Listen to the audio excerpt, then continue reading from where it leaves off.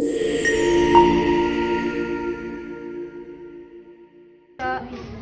bismillahirrahmanirrahim. Assalamualaikum warahmatullahi wabarakatuh. Waalaikumsalam warahmatullahi wabarakatuh. Gimana kabarnya hari ini? Baik. Oke. Hari ini siapa yang nggak masuk ya? Alhamdulillah. Julia. Oke, sebelum kita mulai pembelajaran kita pada hari ini, marilah sama-sama kita membaca lafaz basmalah.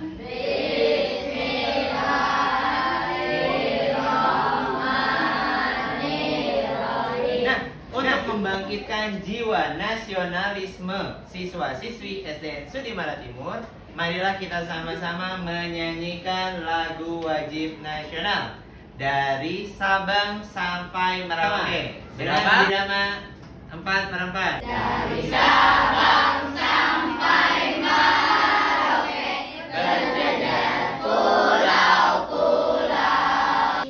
Pada hari ini kita akan belajar coding, yang dimana kegiatan coding hari ini terintegrasi dengan dua mata pelajaran terkait, yaitu pertama terkait dengan pembelajaran matematika dan yang kedua terkait dengan pembelajaran bahasa Indonesia.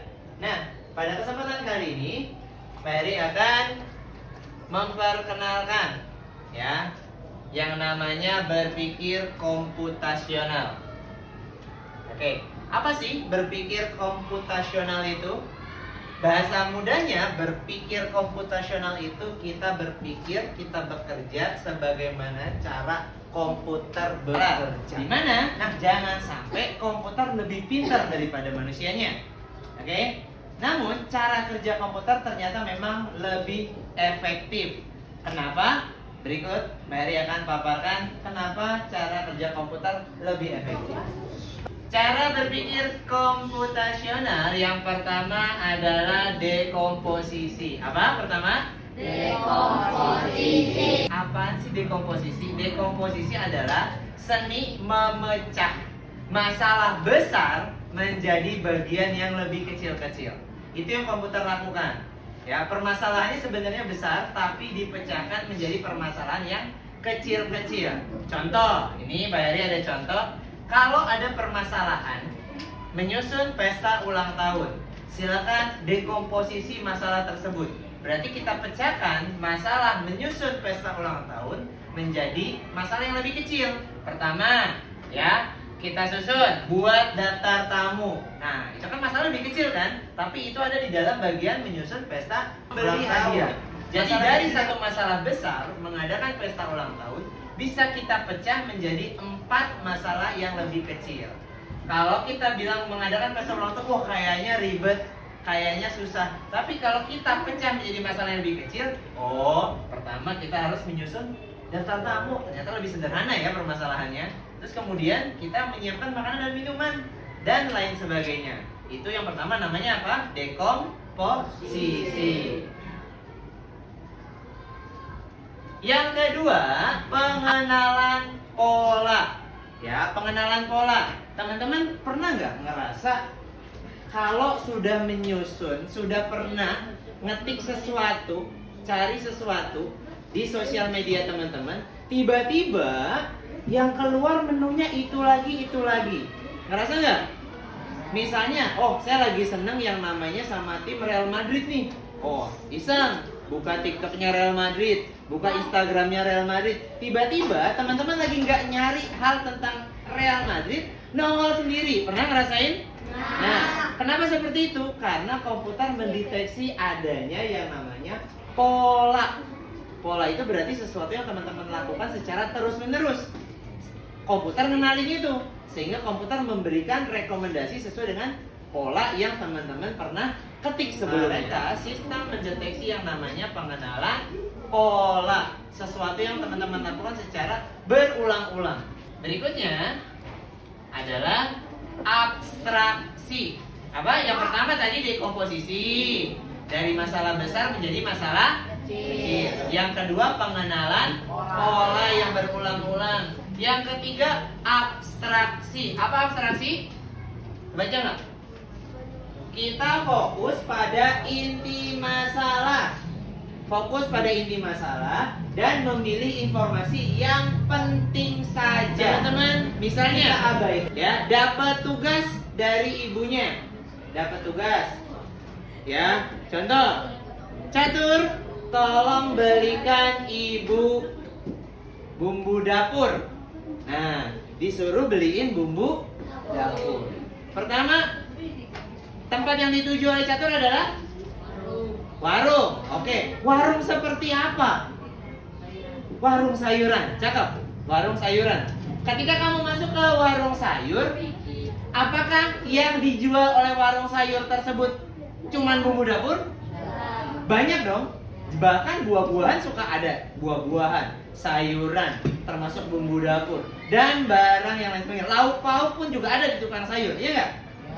Kalau kita abstraksi, berarti ya Catur akan langsung menuju ke wilayah bumbu dapur. Abaikan yang lain. Oh, ini ada buah pisang, abaikan.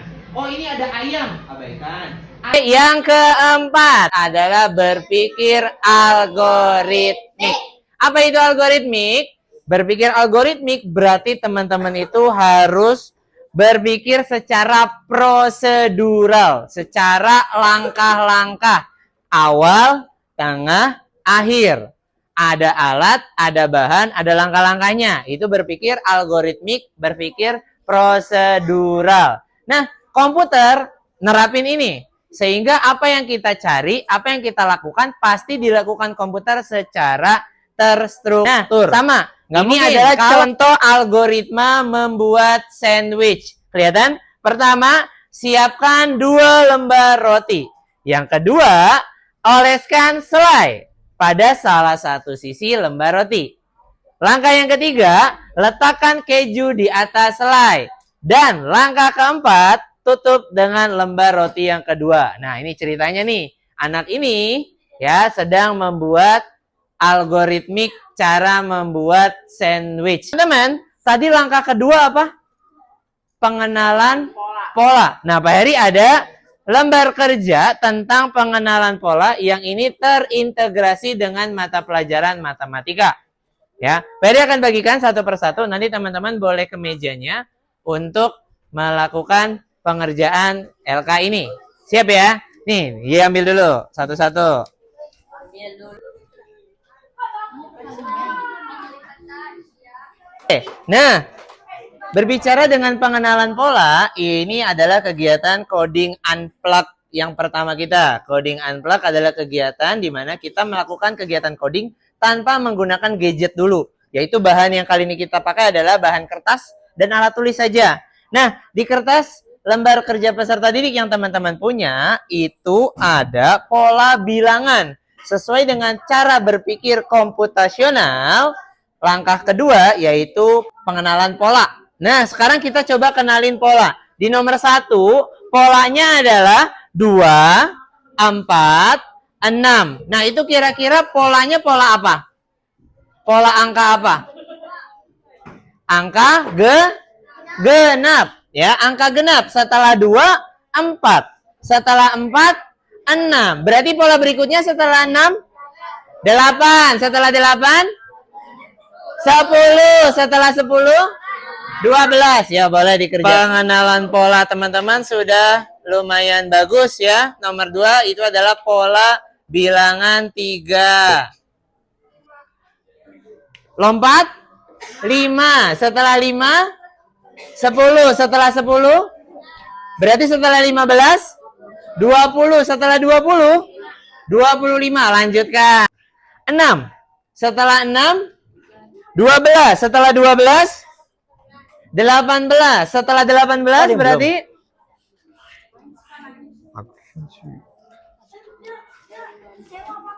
ulat warna coklat kelipatan berapa? 3. Ulat warna biru 5 tadi. Ulat warna kuning 6. Ulat warna ungu sekarang kelipatan berapa? Kelipatan 7.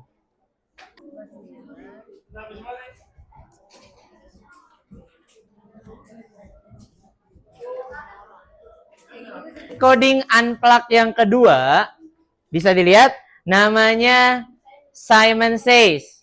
Nah, Simon Says ini adalah salah satu contoh penerapan coding unplug. Ya, kita nggak perlu gadget.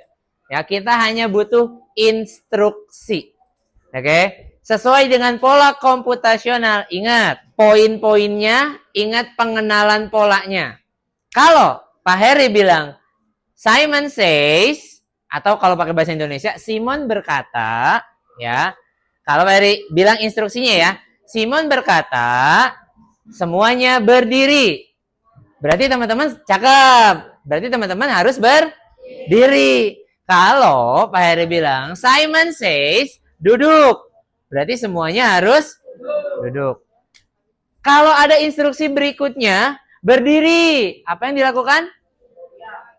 Diam. Kenapa diam? Tidak ada kata-kata apanya? Simon says. Nah, berarti teman-teman sudah mengenali yang namanya polanya. Oh, kalau ada pola Simon says, berarti ikutin instruksinya. Kalau tidak ada kata-kata Simon says-nya, berarti tidak perlu diikuti. Siap? Kegiatan coding yang kedua. Simon says, lambaikan tangan kananmu. Simon says, diam. Simon says, turunkan tangan kananmu. Lalu angkat tangan kirimu. Berarti yang betul yang mana? Dia diam, karena tidak ada kata Simon says-nya. Kita ulangi lagi. Orang semangat, konsentrasi. Konsentrasi dimulai. Simon says berdiri. Simon says duduk. Simon says jentikan jari. Diam. Diam. Diam. Kenapa kita tidak diam? Karena tidak ada kata Simon says-nya. Betul. Oke, tepuk tangan buat semuanya. Kegiatan coding unplug yang ketiga, yaitu kita akan membuat kelompok. Kita akan membuat kelompok nih. Nah, nanti di kelompok ini akan mendapatkan tugas membuat kode resep. Resep untuk kelompok pertama adalah resep roti bakar. Untuk kelompok kedua, resepnya adalah nasi goreng. Dan untuk kelompok ketiga, resepnya adalah mie rebus. Oke, silakan teman-teman bawa alat tulisnya.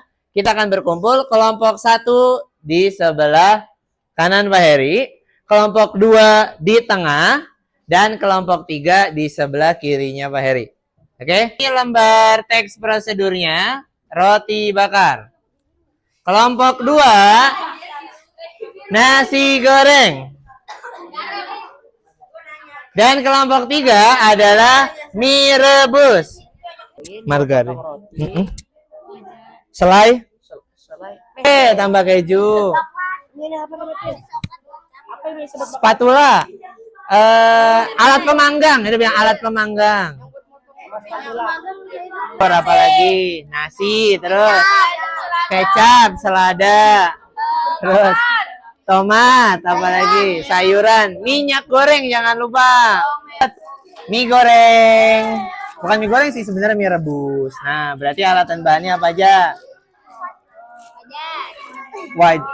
Wajan, kompor, itu termasuk alat. Kalau bahan berarti sesuatu yang dimasak. Kalau alat yang dipakai doang. Nah, 3. panci. Assalamualaikum warahmatullahi wabarakatuh. Waalaikumsalam warahmatullahi wabarakatuh.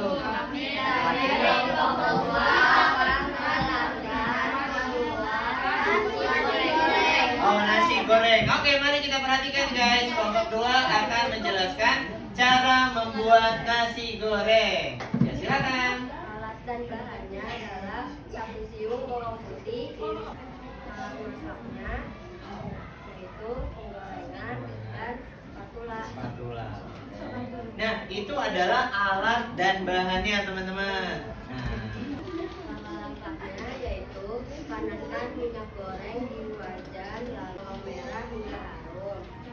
Masukkan nasi dan bahan lainnya, aduk sampai merata, koreksi rasa, dan siap disajikan. Nah, tepuk tangan semuanya untuk kelompok 2. Dan ada yang mau bertanya tentang presentasi kelompok 2 tentang cara membuat nasi goreng. Ada? Oke, Deandra, ya. Oke, ada pertanyaan dari Deandra. Ketika masak nasi goreng, ternyata nasinya keras. Nah, kira-kira di langkah-langkah atau di pengalaman teman-teman kelompok 2, ketika memasak nasi goreng tapi nasinya keras, itu gimana? Apakah bisa tetap dimasak atau tidak bisa? Silakan kelompok 2. Kalau nasinya keras, masih bisa dimasak. Caranya agar nggak keras, tuang minyaknya, Banyak. ya lebih banyak. Nasinya juga agar nggak terendam minyak yang banyak. Oh. Nasinya juga dituangin misalnya aduk, kalau rata hingga nasinya dimasakin. Oke, teman-teman kita kasih aplaus buat teman-teman kelompok 2. Oke, terima kasih kelompok 2, boleh kembali ke. Assalamualaikum warahmatullahi wabarakatuh. Waalaikumsalam warahmatullahi wabarakatuh. Kenalkan kami dari kelompok 1 ingin mempresentasikan cara membuat roti bakar. Wah, roti bakar guys. Oke, mari kita simak presentasi dari kelompok 1 mengenai cara membuat roti bakar. Silakan. Berikut alat-alatnya. Roti, margarin, pisau. Oke, itu alat dan bahannya. Langkah-langkahnya. Langkah-langkahnya.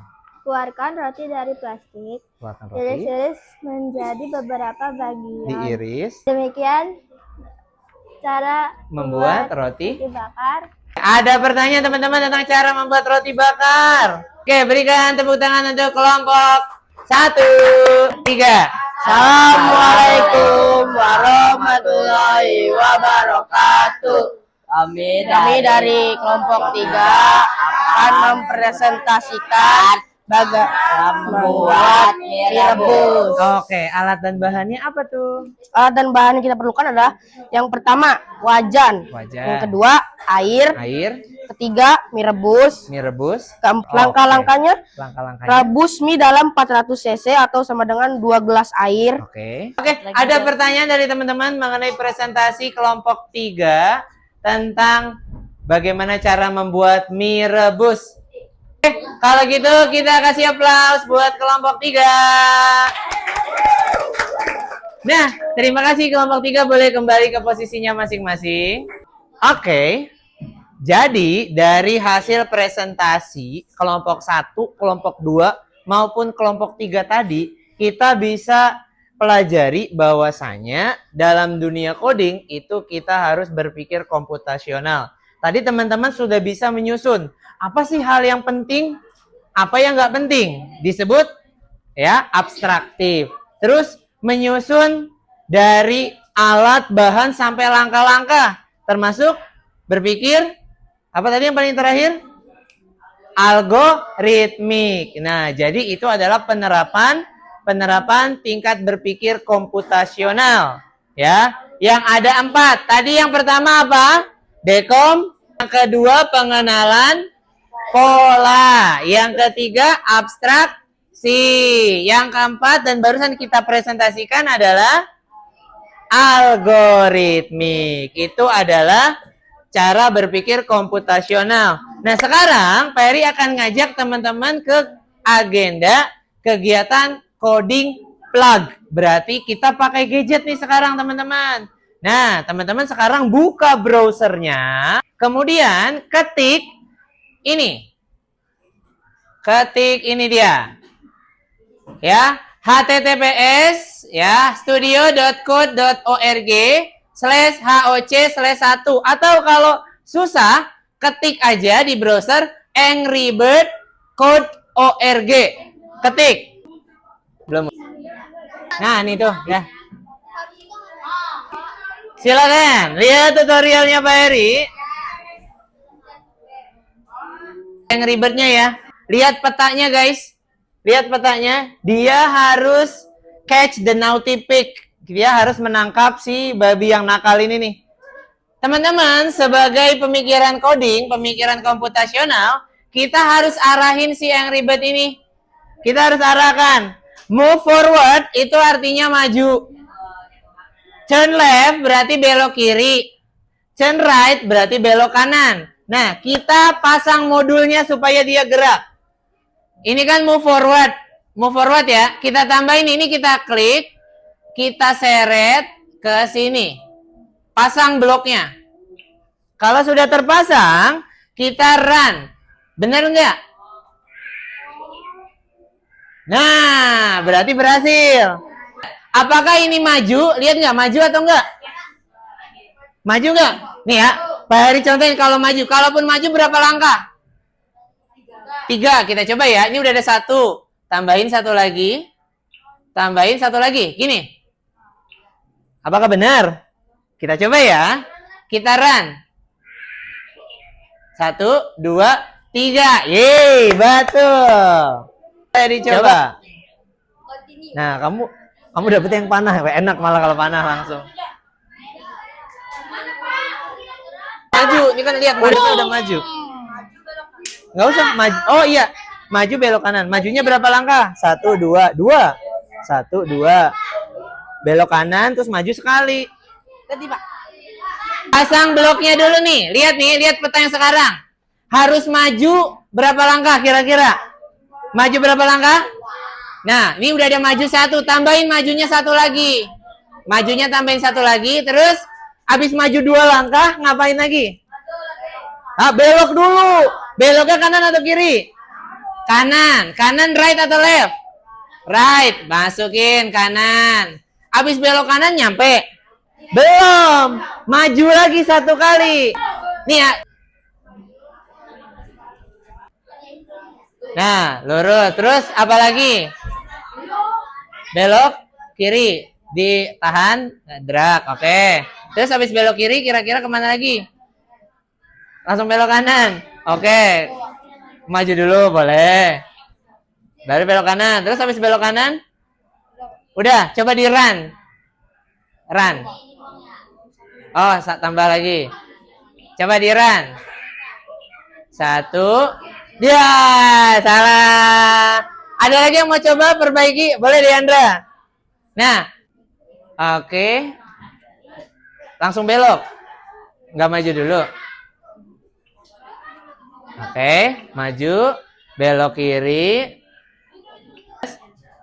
Maju lagi. Kita lihat. Belok. Maju. Wah, belum. Kurang tepat lagi. Ayo, ada yang bisa perbaiki codingan, boleh? Dulu, kira-kira. Majunya sekali apa 2 kali? Sekali. Maju sekali, terus belok kanan sama kiri? 2. 2. Nah, terus belok kanan. Oke. Terus maju sekali berarti. Coba reset dulu, baru run. Maju sekali, belok, maju sekali, belok lagi. Alright. Nah, nanti teman-teman akan ketemu lama-lama levelnya jadi lebih sulit untuk mengcodingnya. Ya. Nah. Ada yang bisa? Terakhir, sebelum kita break salat zuhur, silakan catur dulu. Sini, maju sekali. Oh, kebanyakan Bang. Kebanyakan. Nah. Diketawain sama babinya guys kalau salah. Kalau salah diketawain sama babinya tuh. Nah. Oke, sebentar nih catur akan memperbaiki codingannya ya. Oke. Berapa langkah? Oke, kita lihat. Percobaan kedua. Belok kanan. Alright. Thank you, catur. Coba pakai HP bisa. Ketik aja Angry Bird kode spasi ORG. Nanti ambil yang Classic Maze. Nah, itu yang paling atas ini, Classic Maze. Ya. Jadi bisa digunakan di HP, tablet, komputer, laptop, bisa. Ya. Dan ini gratis. Gratis. Ada pertanyaan tentang menggunakan coding aplikasi blok ini. Dia namanya coding block, ya. Siapa level yang paling terjauh? Kita cek. Ada yang sudah tembus level 2. Oh, udah lewat. Level 3. Ini, Babang Aska sudah di level 11. Ya. 13 ya. Demikianlah pengenalan coding dan cara berpikir komputasional. Ini tadi yang teman-teman praktekin adalah penggunaan coding menggunakan coding block. Karena ini bentuknya kotak-kotak seperti blok ini ya. Nah, ini nanti teman-teman bisa akses sendiri kode coding ini ya. Tinggal ketik aja Angry Bird spasi code spasi org ya. Oke, marilah kita tutup pembelajaran kita hari ini dengan sama-sama membaca lafaz hamdalah. Alhamdulillah. Wirabbil. Thank you very much. Wabillahi taufiq wal hidayah. Wassalamualaikum warahmatullahi wabarakatuh. Oke, teman-teman.